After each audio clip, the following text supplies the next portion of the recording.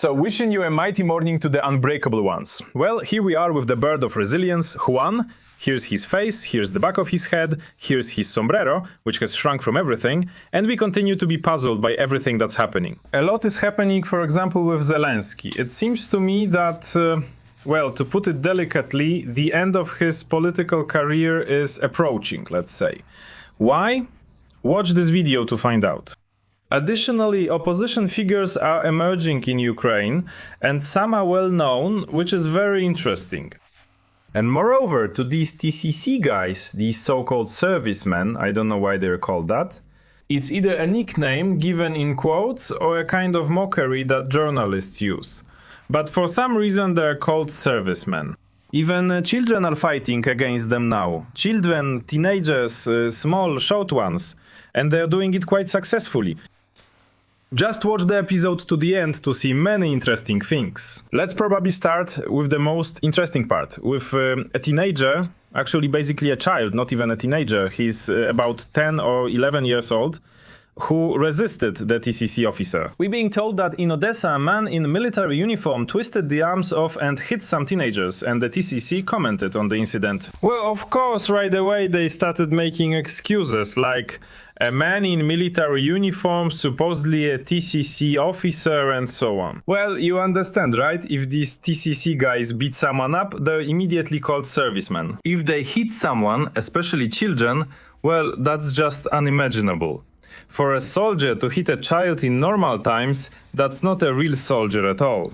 Well, since these TCC guys, these manhunters, were never really soldiers, except for a small number of veterans, there is really nothing more to say. So anyway, on August 18th, this is new, a man in military uniform pinned a teenager against a car, pulled his ears and twisted his arms. I don't know why that's in quotation marks.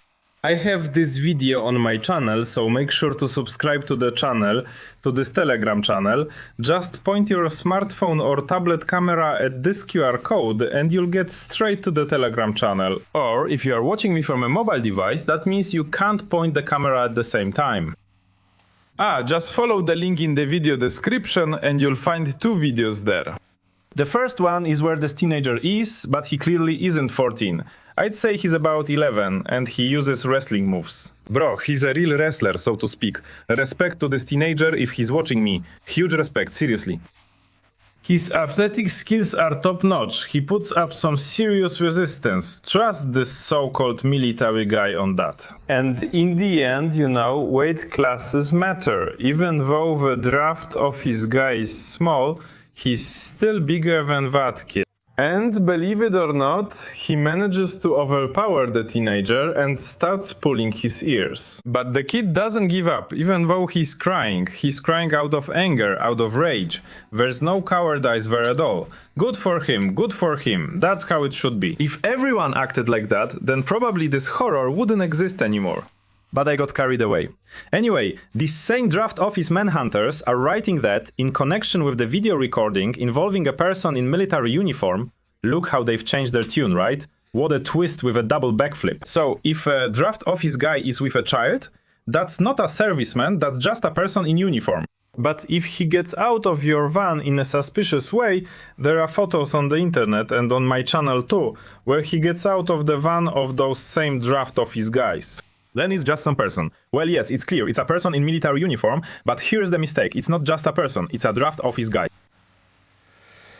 So, the manhunter got a reprimand from those same draft office guys. I think they've already disowned him. He has a couple of pleasant moments ahead of him. Here it's shown how I'm not going to show this video because it's condemned by YouTube. And they also say that supposedly the guy was throwing something at the vehicle, that van. He said something to the draft officer, who heard it, left, and started everything. And he got it. I think it will be entertaining. That's number one. The first topic is extremely important. Subscribe to the channel so you don't miss other things like this. The others are no less important. There, Zelensky is already getting the same thing as this teenager, only he's getting it from his subordinate, so to speak. Back in Fedorov's day, the former Minister of Defense, the Minister of Defense still hasn't been appointed, the former Minister of Defense initially seemed to want his old job back, but now he's suddenly speaking out about corruption at the highest levels of power. And that's great, because what's starting now is what we've been talking about for a long time. A redistribution of power and spheres of influence is beginning. At the same time, several oligarchs are supporting Fyodorov. I'll put it that way cautiously. And on top of that, there are all sorts of volunteers like Sternenko, who was, let's say, an advisor to this very Fyodorov. And now he hasn't left his side. But it's complicated. Let's watch the video first, because I've said a lot here. But it's worth listening to the video of this very Fyodorov, where he suddenly talks about corruption in Ukraine. Can you believe this has never happened before? And now it's happening again, with Fyodorov, the former Minister of Defense, who was behind this. Here's Reserve Plus, and this thing, whatever it's called, this is DIA. All of these, well, most of these apps, are the work of Fyodorov. So, since the 2000s, or rather the 2020s, I mean, he's been a very close associate of Zelensky.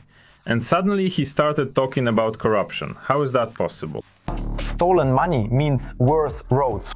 Can you imagine? Stolen money, where in Ukraine, in the beacon of democracy, it's supposed to be pure as a tear, just a reservoir filled with the authorities' good intentions. No, that can't be. I don't believe it, no. During the war. What is this? How can this be? The former Minister of Defense accuses Yermak of corruption. But Yermak is known to everyone as a pure-hearted person, conscientious, kind, and, let's say, someone with good intentions. The stolen money could mean a drone. Which is not the Chief Justice, my god, also accuses him for the veiled Fyodorov. Both it. Ammunition that is not vice. The Prime Minister also accuses, well, what's going on, yeah? He made it, arrived. An electronic warfare system that didn't exist. Juan and I are puzzled. We're puzzled. The head of the MKU also heard some suspicions there. What's going on? Look, Juan, what is this? Is this really the ex-minister? Maybe it's Mosfilm. Maybe it was filmed in Luhansk. No? Everyone admits it's really Fyodorov. Yeah, how is that possible? A vehicle that didn't evacuate the wounded. A technology that could have been put into production. That's the Ministry of Defense of Ukraine, I think that's Shmyhaldar. Even though they've covered him with blogs, like they do to private parts in Japanese movies and cartoons. Don't ask me how I know this. But it turns out to be Nystwa. Basically, Misla. But they didn't launch it. In short, the Kiev City Council, that draft dodger, sits there with his wife. Basically, Fyodorov here, in my opinion, has pixelated all these honorary members. And both literally and figuratively, the only ones missing are all those Da Vinci's, Alina Mikhailovs, Tolstolovikovs and others. Well, honestly, some of them are Fyodorov's own associates, so it's complicated. And what else does Fyodorov say? He didn't stop there. Look, there's something else. We have a systemic management crisis. The old system too often lives by its own rules. It protects itself. It is afraid. Even the computer gave up here, I think. The crappy music, excuse my language, that's not mine, that was inserted by apparently Media BBG, whatever that is, but still. It decides slowly, punishing initiative and rewarding loyalty. It keeps inefficient structures for years just because people are used to them. The point is that the state is a system where there should be clear goals. Wow, can you imagine? This is, a conclusion after many years of Zelensky's rule, that the state is a system where there should be clear goals. No way. What a revelation. How is that possible? I don't believe it. No, that can't be. It can't be, because something like that can never happen. Juan and I are still puzzled. Strategy and effective teams. The management of parliament should be based on the majority's program, values and principles, not on personal private interest in deals. Look, for some reason Fyodorov showed Arachamia in his video. He's an Abkhazian who suddenly became a staunch Ukrainian. Well, it's not for us to judge how and why this happened. But to what end? He was showing something about corrupt officials, and then he showed this very Arachamia. Moreover, he apparently was served with a notice of suspicion from this NABU agency, which was formed by the Americans and is anti-corruption. They're either handing it to him, or basically this case is nearly settled. What's going on? A shift in power? Really, what is it? By the way, as far as I remember, Fyodorov himself came from the gambling business. Well, okay, and the tax service. That's Hetmantsev. Hetmantsev is the tax service. This super effective manager who ruined almost everything. Well, wonderful. Parliament is the heart of Ukrainian democracy, not its wallet, and war does not forgive that. Ukraine needs a very simple principle. Thank you. And in my opinion, Fedorov looks like exactly that kind of principled, effective manager. And let's think about who could be that person. Umerov? No. Uchilles? Among the mayors? No. Uchilles? Тоже вряд ли. That character can only splash mud on his own face when he pretends that he was at the front. Stefanchuk? Well, also someone from KVN. Although, no, there is one person from KVN who took quite a responsible position. Who does Fyodorov see as the next president? Tell us. By the way, he's talking about the elections, about the fact that there should be elections. Can you imagine for 2 years, all these representatives, so-called servants of the people and everyone else, were saying that elections are basically betrayal. And here, the former defense minister, barely having time to be an ordinary citizen, is saying that elections are actually necessary. What is this? What's going on? How can elections be necessary? Is it the whole country? No. We from KVN still don't believe it. No, it's all not true. A lie should mean responsibility. If you have been given authority, be accountable for the result. If you have received the budget, show what has been done. Wow, if you receive the budget, you have to show what... Come on, really? Seriously, Sternenko can back me up on that. To get funding and then report on it? Come on, that's some kind of fantasy. Seriously. If you received the position, explain what results you achieved. Well, okay. As Zelensky said, everyone thought there would be chaos under Zelensky, that the dollar would be 45, but look, none of that happened. No, that's not true either. We dismiss that. It's all Mosfilm. People can survive tough times, as Ukrainians have shown. But there's one thing that's very hard to endure indefinitely: the sense of injustice. Alright, Zelenska said, Ole, that people can live there endlessly, even in hunger and cold. That was Tina Karol who sang that we have light but no heat. I don't know where she got that heat from, but in general it seems the girl wasn't feeling very well back then. And then suddenly, Fyodorov starts talking about something completely different. When someone risks their life at the front while others steal warmth during war. When businesses pay taxes yet face law enforcement harassment. When talent can't change the system just for not being an insider. Yeah, a talented person who can't change the system. So let's consult with the bird of resilience. Ochvan, do you know who a talented person who can't change the system is? Well, I don't even know, because, you know, there's this Dasha, the explorer, in Spanish, Dora Exploradora. She can even help you find something. And here it's the same. Help Fyodorov find a responsible person who should be in power. I don't even know whom he will choose for his place. I have no idea. The public is informed about the decisions, but no one explains why they were made. This is how trust between citizens and the state is slowly destroyed. Trust. Is trust between the citizen and the state being destroyed? That can be. In Ukraine, the trust between the state, maximum, 148% trust between the state and ordinary citizens. All citizens love Zelensky. Zelensky loves ordinary citizens. Citizens love the state loves the citizens. And that's why citizens end up in the tree line. But that's how it seems to me. And then, suddenly, again, Fyodorov, who was in power for many years, having been in power, let's say, he wanted to be the one in charge. And he talks about how, supposedly, these kinds of things should happen. How is that possible? Well, whatever. On my Telegram channel, there are some great flip-floppers. Right away, there were those who started shouting that elections are necessary. Look, there's this guy named Zadvovny Andrei. I don't know why he's called Zadvovny. Maybe he's behind the yard, or maybe he's not really Andrei. But anyway, back in May 2025, he said that anyone who is playing around with elections now is, excuse me, these aren't my words, this is a translation, a scumbag. I think you understand what that means. Shevchenko, honestly, I have no idea who he's referring to. He's describing a multi-layered scumbag. Suddenly, 2 hours before this recording was published, he says that Fyodorov was calling, urging for elections to be held.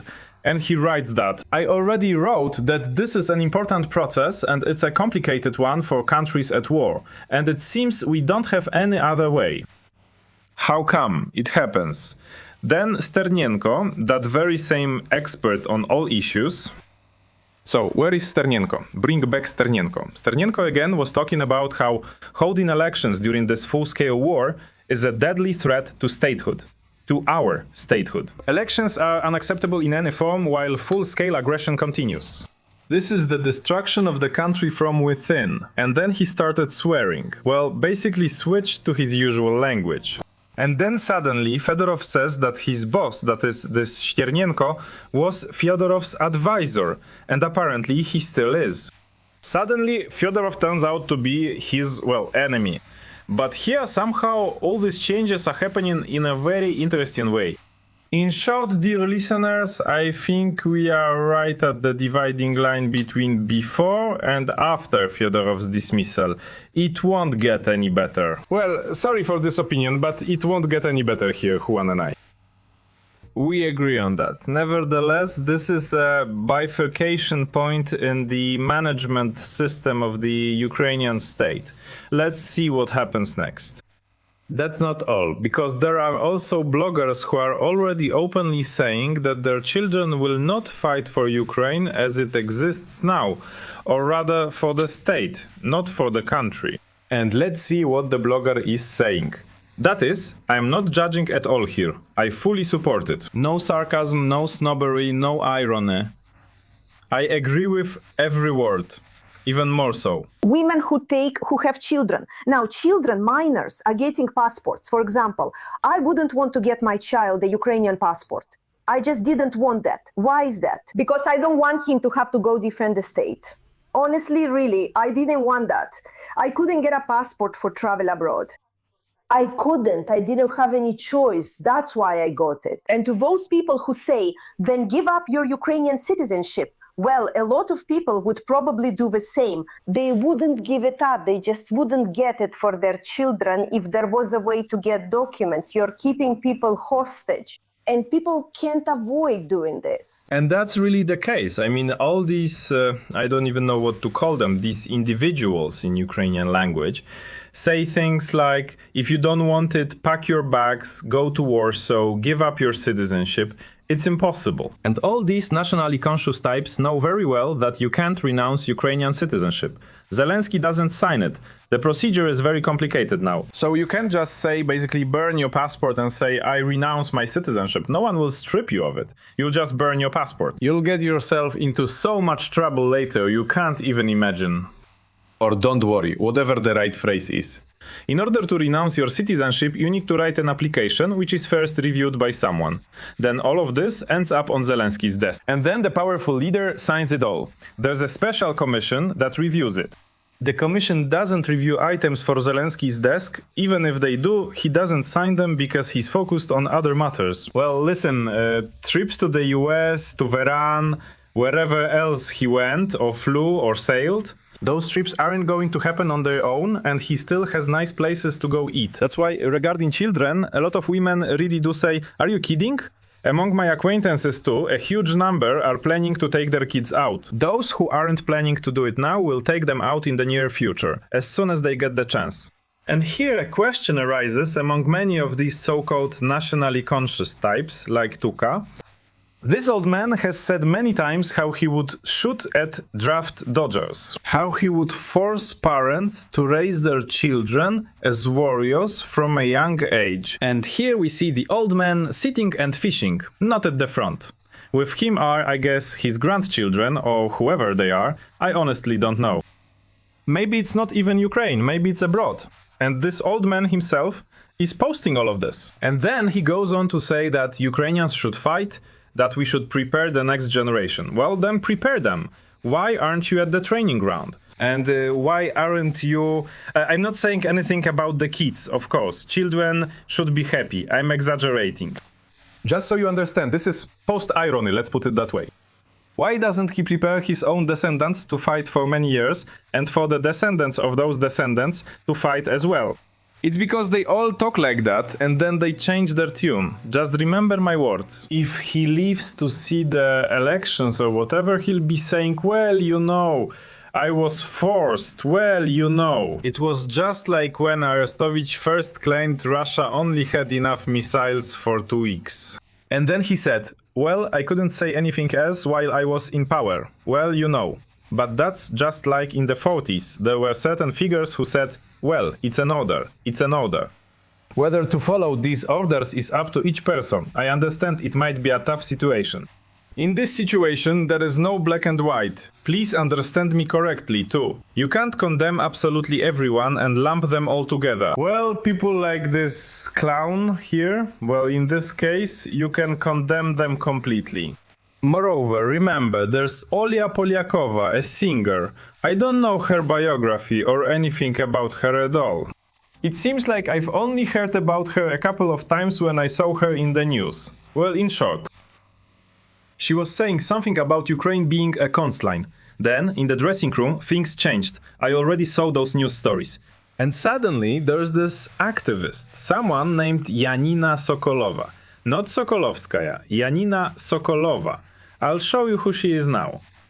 And about her, this Sokolova, she's a propagandist now. Well, honestly, you couldn't find anyone more propagandistic than her. Just pick any adjective you want. She started talking about this Polyakova, saying all sorts of things about her, bad-mouthing her, saying that she should practically be put in jail and all that. But I don't know if you've heard that she's a Russian actress. I mean, not Polyakova, but this Sokolova. Look, let's check what Russia is. Here we have kinopoisk.ru. We type in Janina Sokolova. By the way, there are actually several women with the name Janina. I'm surprised that this name is so popular. But who confuses her with Janina? There's no Janina Sokolovskaya. We're looking at familiar faces. No Janina Sokolovskaya. The second Janina Sokolovskaya, no. No Janina Sokolovskaya. Janina Sokolova, 84, born in 1984. Look, a familiar face in every way.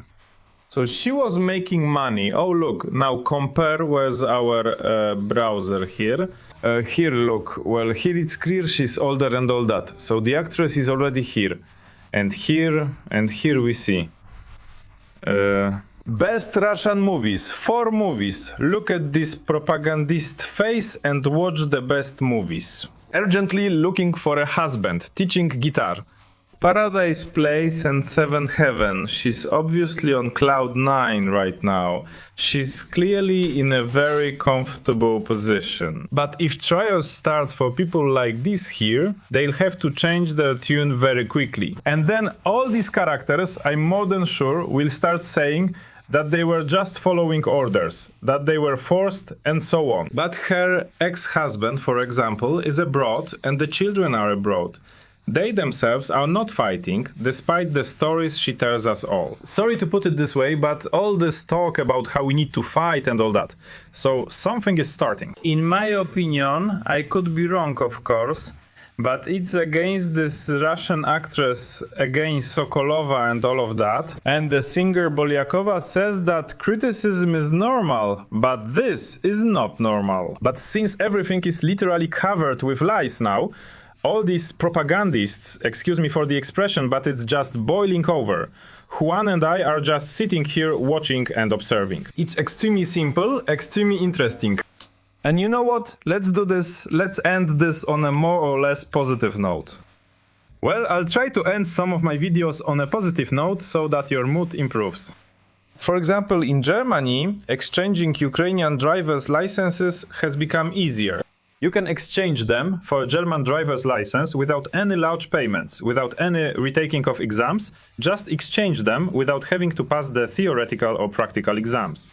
So the Germans have accommodated those Ukrainians who work and, you could say, stimulate the economy. I think that's the right word for Ukrainians, and that's just how it is. Also, in Ukraine itself, more than 3 million school children receive free meals. Even though Olena Zelenska announced this, it's still good news. Starting from September 1st, students from grades 1 to 11 in schools all over Ukraine will receive free hot meals. I come from an almost impoverished family. Back in the day, I basically had my fill of paid lunches. I mean, I didn't have them because there was no money. And I was extremely grateful when opportunities to eat for free were introduced.